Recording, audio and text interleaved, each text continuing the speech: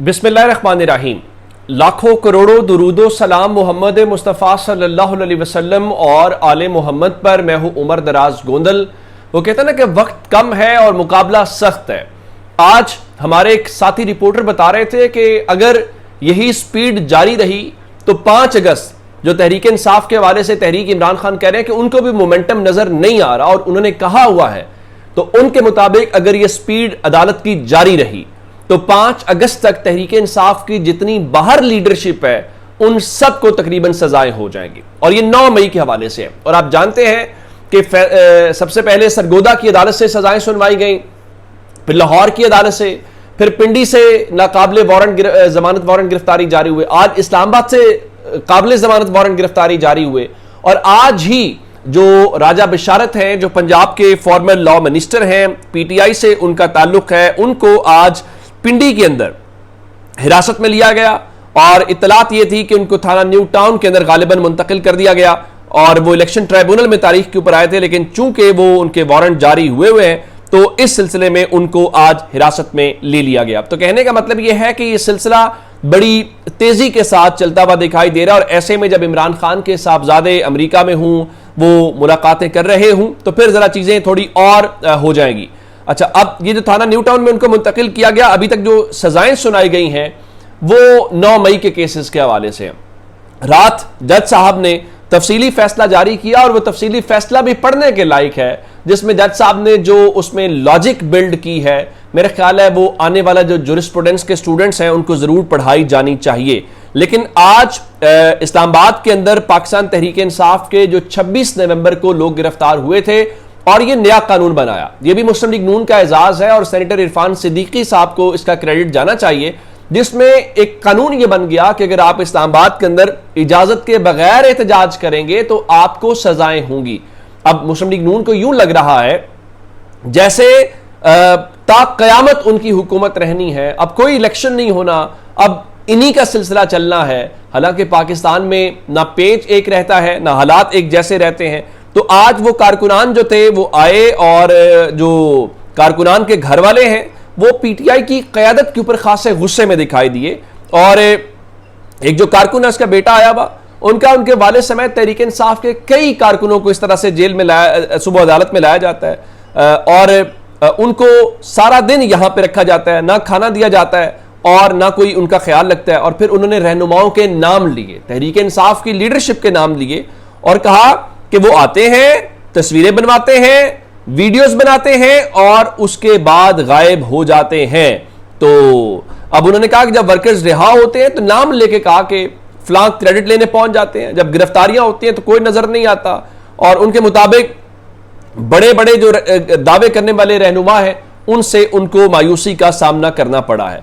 लेकिन अब दूसरी तरफ आज इस्लामाबाद की जो डिस्ट्रिक्ट एंड सेशन कोर्ट है उसने इस्लामाबाद में पाकिस्तान तहरीक इंसाफ के 12 कारकुनों को आज जो वहां पे बिला इजाजत अब के हवाले से आप ये कहिए कि उस कानून के तहत जो सितंबर 2024 में नया कानून बना है तो उसमें सजाएं सुनाई गई हैं 3 मुकदमात के अंदर, और पाकिस्तान तहरीक इंसाफ के 12 कारकुनान को उसमें 6 महीने की सजाएं सुनाई गई हैं। सिविल जज जनाब मोहम्मद मुरीद अब्बास जो हैं उन्होंने ये सजा सुनाई, और उसमें क्या क्या तफसीलात हैं मैं आपके सामने वो सारी डिटेल्स रख देता हूं। 26 नवंबर एहतजाज के तनाजुर में यह एहतजाज था, और उसमें उस 12 लोगों को सजाएं हुई और उसमें एक को बरी कर दिया गया। और ये इसमें जो कानून बना सितंबर 2024 में, उसमें जो पहला फैसला है वो भी पाकिस्तान तहरीक इंसाफ के हवाले से है। तो आप ये कहिए कि 3 केसेस के अंदर पाकिस्तान तहरीक इंसाफ के लोगों को ये सब कुछ हुआ है। अब वो 6 महीने की सजाएं काटेंगे। तो उनका जुर्म क्या है कि उन्होंने जनाब अली सिर्फ थाना तरनौल में जो मुकदमा दर्ज है इस्लामाबाद में एहतजाज किया है, और एहतजाज करना चूंकि मुल्क में जुर्म है तो इसलिए इस बुनियाद के ऊपर उन बेचारों को आज ये किया गया। और आज उधर मैंने आपको बताया था कि तोशाखाना 2 केस की समाअत थी अडियाला जेल के अंदर, वहां पर अलीमा खान और जो फैमिली के बाकी लोग थे वो जरूर पहुंचे, वकला पहुंचे, लेकिन उनका इल्जाम ये है कि उनको आज तोशाखाना 2 जो ट्रायल है वो देखने के लिए जेल में जाने की इजाजत नहीं मिली, और इसीलिए सलमान अकरम राजा भी पहुंचे हुए थे और वो कह रहे थे कि इस्लामाबाद हाई कोर्ट में हमारी 10 पिटिशंस दायर हैं कि हमें मिलने नहीं दिया जाता। लेकिन इस्लामाबाद हाई कोर्ट क्या कर सकती है? इस्लामाबाद हाई कोर्ट को तो उन्होंने फिक्स करने के लिए सब कुछ किया। उन्होंने कहा अब हम सुप्रीम कोर्ट जाएंगे और बताएंगे कि मुल्क के सबसे बड़े लीडर के साथ क्या हो रहा है और अदलिया बेबस है। मैं कहता हूं कि अब ये कहना नहीं चाहिए कि अदलिया, जब हम अदलिया की बात करते हैं तो जदीद जमहूरी निज़ाम के अंदर ट्राइकॉटमी ऑफ पावर हम कहते हैं। ट्राइकॉटमी ऑफ पावर का मतलब ये है, या जिसको सेपरेशन ऑफ पावर आप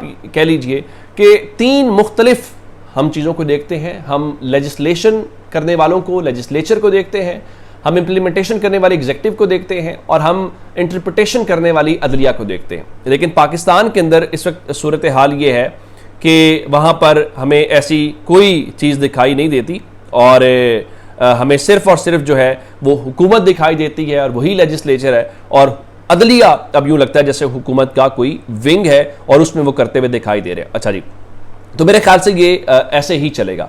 एक अहम डेवलपमेंट और है, और वो डेवलपमेंट मैंने आपको बताया था कि पहले तो हमने ये देखा कि जो ताजिर रहनुमा है उनकी आर्मी चीफ के साथ मुलाकात हुई, और फिर खबर ये आई कि जनाब वो अब अगली जो नशिस्त है वो GHQ के अंदर होगी।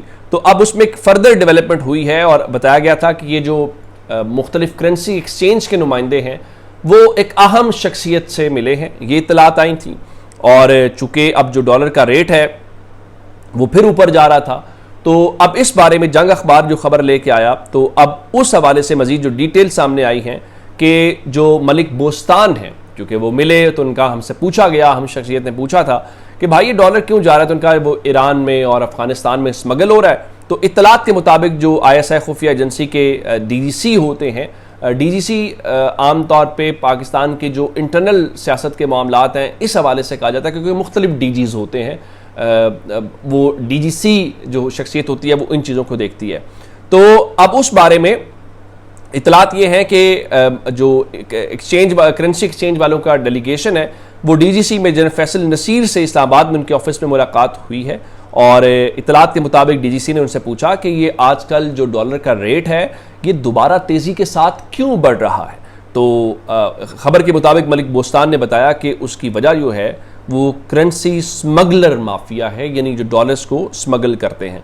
तो अब अंदाज़ा इस चीज़ से हो सकता है कि ये जो हमारी हुकूमत है ये ज़ाहिरी दिखावे की हुकूमत तो हो सकती है, लेकिन उसके साथ अगली कोई बात जो है वो मेरा ख्याल है कि वो दिखाई नहीं देती। क्यों दिखाई नहीं देती? इसलिए दिखाई नहीं देती कि अगर ताजिरों को लेके, या जो SM तनवीर कह रहे थे कि हम चीख के इनको बता चुके हैं कुछ नहीं कर सके, तो उनको आर्मी चीफ के पास जाना पड़ रहा है, और करेंसी एक्सचेंज को लेकर DGC के पास जाना पड़ रहा है, और फिर इंटरनेशनल मामलात को लेके अफ़गानिस्तान से लेके ईरान, बहरीन और दीगर जगहों पे लेके मोहसिन नकवी को काम करना है, और अमेरिका में फॉरेन पॉलिसी के महाज के ऊपर आर्मी चीफ को जाना है। तो फिर मेरा एक सवाल ये है कि ये हुकूमत क्या कर रही है? क्या इसको नग पूरे करने के लिए आपने रखा हुआ है, या इसका इतना ही है कि ये इंजॉय करें? अच्छा, इस दौरान एक खबर और भी इंपॉर्टेंट है। मैंने आपको बताया था कि खैबर पख्तूनख्वा की हुकूमत आज एक ऑल पार्टीज़ कॉन्फ्रेंस कर रही है, और उस ऑल पार्टीज़ कॉन्फ्रेंस के अंदर जो है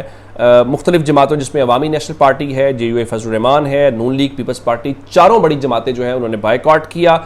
लेकिन आज जो ऑल पार्टीज़ कॉन्फ्रेंस है उसमें जो जमात इस्लामी है, और उसके अलावा जो शेर पाव ग्रुप है, जो JUS सीन है, वो उसमें शरीक हैं। और इस वक्त CM ऑफिस के अंदर जो ऑल पार्टीज़ कॉन्फ्रेंस है वो जारी है। अब अंदाज़ा करें कि जब आपने सेनेट की सीटें निकालनी थी तो तब तो आप लोगों का इकट्ठ था, लेकिन पाकिस्तान के लोगों के मसाइल को जब हल करना है तब आपने बायकॉट किया हुआ है। तो अब तक की डिटेल्स है। अपना बहुत सारा ख्याल रखिएगा। खुदा हाफिज़।